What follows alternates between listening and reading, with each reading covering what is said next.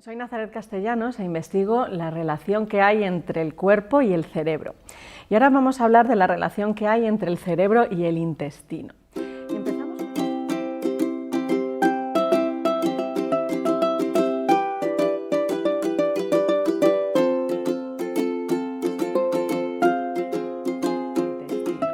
Empezamos con un concepto que para mí es uno de los conceptos más bellos que hay en la ciencia, que es el del holobionte.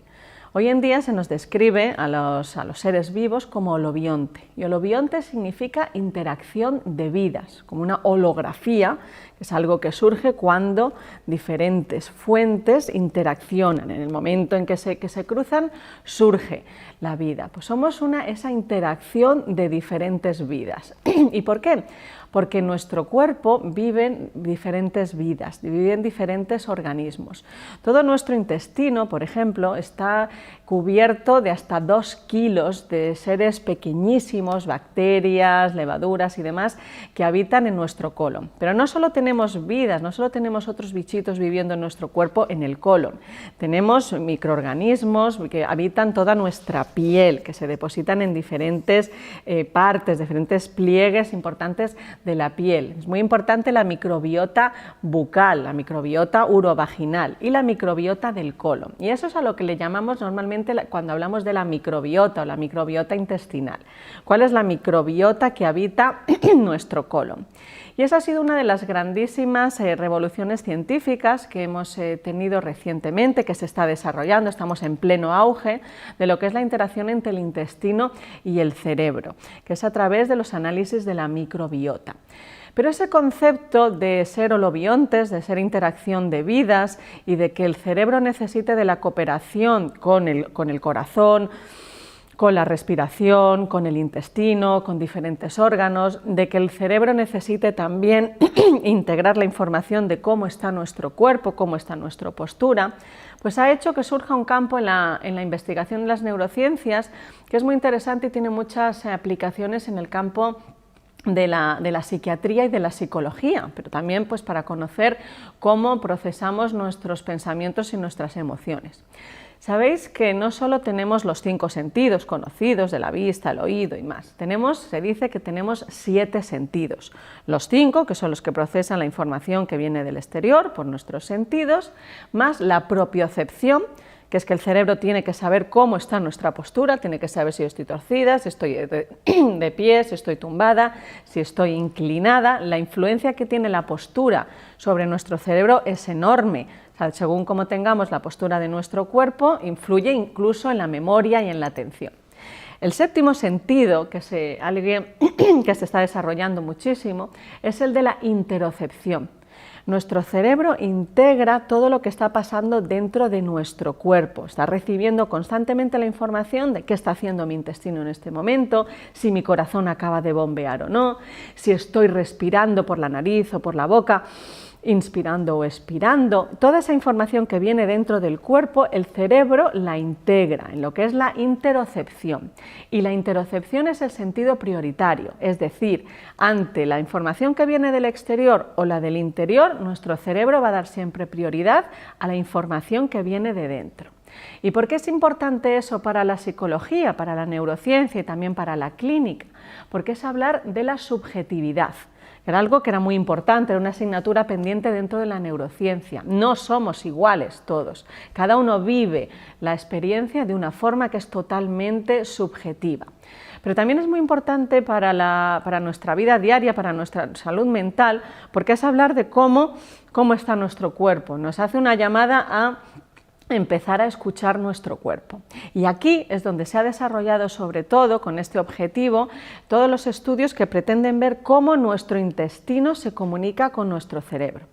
Nuestro intestino, como decíamos, está lleno de bacterias que regulan, es decir, que modulan, que interaccionan con nuestro sistema endocrino, con nuestras hormonas, con nuestro sistema inmune, muy importante, y con nuestro sistema nervioso. La neurociencia hoy en día dedica mucha importancia a estudiar cómo esas bacterias que están en nuestro intestino regulan la actividad de nuestras neuronas. Y eso, por ejemplo, nos da una primera pista de lo que es hoy en día la neurociencia del bienestar, la neurociencia que nos habla de nuestros hábitos saludables. ¿Por qué? porque la microbiota que nosotros tenemos en nuestro intestino se ve muy influenciada por la dieta, por el ejercicio físico que hagamos, por los niveles de contaminación que haya en el entorno en que vivimos, por la forma en que hayamos nacido, por cómo gestionamos nuestro estrés. Es tremendamente sensible al cortisol, ¿no? Esa sustancia que se empieza a generar en las estructuras profundas del cerebro, la glándula pituitaria, al llegar a intestino, pues genera pues toda una reorganización. Entonces, fijaros, esa interacción que es intestino, nuestra tripa y nuestro cerebro habla muchísimo de la importancia que tiene el estilo de vida dentro de nosotros. ¿Cómo se comunica el intestino con el corazón? Pues igual que el resto de los órganos, a través del nervio vago. Por tanto, cuidar, ¿no? El nervio vago pues también es una forma de aprender a regular nuestras emociones y nuestra cognición. Hay muchísimos estudios que hoy están viendo pues cómo al cambiar nuestra dieta o cómo al cuidar nuestra dieta también tenemos una mejora a nivel del estado de ánimo, cómo se regulan pues, todos los sistemas emocionales. Y yo os digo que es un tema de absoluto auge dentro de las neurociencias. Hoy en día, por ejemplo, en los grandes laboratorios de investigación de la enfermedad de Alzheimer, de demencia, se empiezan a incluir muestras de heces, porque sabéis que es a través de las heces de las personas donde nosotros podemos sacar de qué está compuesta la microbiota de una persona. Y a través de ahí empezamos a ver pues, qué influencia puede tener eso sobre las enfermedades neurodegenerativas. Entonces, esa es una vía que está absolutamente demostrada, muy consolidada, que es la interacción, por así decirlo, bioquímica entre nuestro intestino y nuestro cerebro. Los neurotransmisores que nosotros tenemos en el cerebro, que son esos paquetes de información que se pasan las neuronas de unas a otras, está muy regulado por la actividad de nuestra microbiota, en especial con el neurotransmisor que es la serotonina, que también se llama, ¿no?, la hormona o el neurotransmisor de la felicidad, porque está muy involucrado en nuestro estado de ánimo. Entonces, fijaros, casi el 90% de la serotonina se produce en intestino, llega al cerebro y por tanto cambia la comunicación de nuestras neuronas. Y esa es, como decíamos, la interacción bioquímica entre el intestino y el cerebro. Pero hay otro tipo de comunicación que se ha demostrado recientemente a través de dos artículos muy potentes, que es la interacción eléctrica entre nuestro cerebro y nuestro corazón. Nosotros podemos medir en el laboratorio cómo es la actividad electromagnética de nuestro cerebro y simultáneamente medir cómo es la actividad electromagnética de nuestro intestino. ¿Y qué es lo que se vio?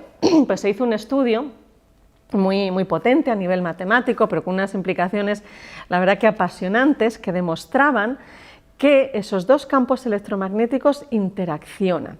Pero si tuviésemos que decir quién regula a quién, lo que se vio, lo que salió en esos modelos matemáticos es que el campo electromagnético del intestino es el que regula al campo electromagnético del cerebro y no tanto al revés. Y sobre todo, la interacción del campo electromagnético intestinal con el cerebral lo hace a través de la regulación de las ondas alfa. Sabéis que nuestras neuronas en el cerebro pues disparan cada cierto tiempo y lo pueden hacer con diferentes ritmos. Pueden tener un ritmo muy lento, pueden tener ritmos más rápidos, Pero el ritmo principal que hay en nuestro cerebro es el de las ondas alfa, es decir, que las neuronas emitan disparos hasta entre 8 y 12 disparos por segundo. La importancia que tienen las ondas alfas es que está involucrada en los procesos de atención. Es unas ondas, es un lenguaje de comunicación entre las neuronas que surge cuando estamos prestando atención a algo. ¿Y por qué? Porque lo que hace es que cuando empiezan a surgir las ondas alfa, surge una especie de inhibición, es decir, paran las interferencias internas y externas para que nosotros podamos estar prestando atención a algo. Entonces, fijaros qué importante que el estómago, que el intestino, más bien, esa interacción electromagnética con el cerebro lo que hace es que aumenta las ondas alfas, es decir, que contribuye nuestro intestino, contribuye a nuestros mecanismos atencionales intentando inhibir las interferencias del exterior. Entonces, este ejemplo pues, nos hace una vez más pensar en la influencia que tiene todo el cuerpo sobre los pensamientos y sobre las emociones. No solo está involucrado el cerebro, da lugar a esos procesos cognitivos emocionales, sino que pensamos, sentimos y procesamos la información con todo el cuerpo a la vez.